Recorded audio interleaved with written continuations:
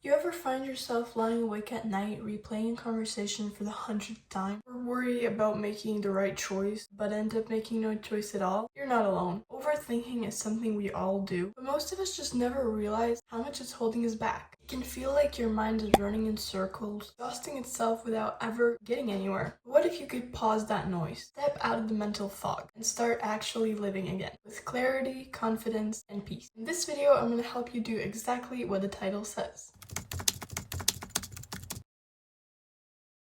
Overthinking is to put too much time into thinking or analyzing something in a way that is more harmful than helpful. It usually falls into two categories: ruminating about the past and worrying about the future. We all have a past and probably have all made our fair share of mistakes. But how we tend to go about them makes us who we are and how we feel. It's important to remember all the good, the bad experiences, but we should in no way feel guilty, stressed, anxious, because the past is only in the past and in your brain. Nobody besides you really cares. A quote I now live by is, look around. Everyone is too busy living their own lives. Nobody's thinking about you as much as you think they are. So whenever I'm in public and get self-conscious about what I'm doing, I just look at the people around me and notice that, yeah, nobody really does seem to care about what I'm doing. Then I remember another quote. You're gonna die anyway, might as well go for it. Future. Future is something that is not guaranteed, and we don't necessarily know how much of the future we're going to be experiencing. Why worry about something happening a day, a week, a month, a year from now when we have no control over it? We should just enjoy every day God has given us and be grateful. This video is going to be big on quotes because, if you can't tell, I'm obsessed with reading other people's insights and becoming more diverse. The past is done, the future isn't promised, the moment is the only thing that is truly yours. I recommend noting some of these quotes down. Whenever you feel like overthinking, open and read them and stay present and don't overthink.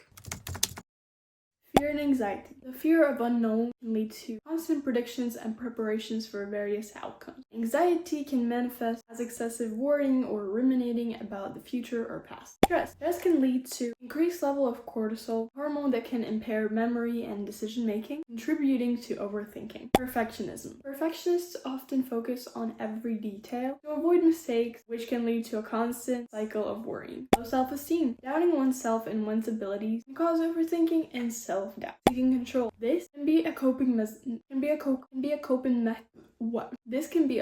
mechanism for dealing with uncertainty and anxiety. There are others, such as past experiences and trauma, mental health conditions, and etc. This is not something that I want to talk to you about because, let's be real, we can all find this information with a quick Google search. I want to tell you some personal experience that maybe you will find more valuable. And of course, quotes. I decided to film this video because this is something that I also struggle with. I try to let go and not care what others think, because as much as it is true that others do not care, they don't analyze everything I do, there are those who are doing so. And as I've realized or try to convince myself, these are either people who are jealous, don't like me, which is unlikely, or like me. People see you differently than you see yourself. They usually see you in a better way because they don't know your insecurities, your flaws, so you kind of seem like perfect to them. And let's say that way. If they don't know, can't hurt you. Here's a funny example of what I came up about self-confidence, which is the main thing that I used to struggle with. While people might be able to tell that your Louis Vuitton bag is fake, they cannot tell, if done correctly, if your confidence is fake. There are so many things you can do with that confidence, like convince them, shock themselves by standing up for yourself and being so confident that your bag is real that they believe that too. Make them doubt themselves, respect you, treat you well, because people who know their self-worth will not let anyone walk all over them, tolerate people just because somebody's feelings might get hurt. Honey, life is hurt. Let it not be you that is hurting because somebody else is insecure or jealous. Be a little selfish because your life technically does revolve around you. Changing the way you view yourself is more important than changing somebody else's opinion about you. Yeah, this was about confidence mostly because that played the biggest role in my own self-doubt and overthinking. Yes, I indeed am sitting on the floor. But now it's time to start living. You might still be overthinking because overthinking is not something that goes away fast and easy, but it usually pops up when you're feeling your most vulnerable. I think all these tips that different sources recommend are more scientific and not that realistic. Not saying science isn't real, but personally I would search for people sharing their own personal experience rather than these tips that the scientists haven't even probably tried. I think you shouldn't wait for your overthinking to calm down. You should live and enjoy every day as you please, because no one can tell you how to live your life besides your parents.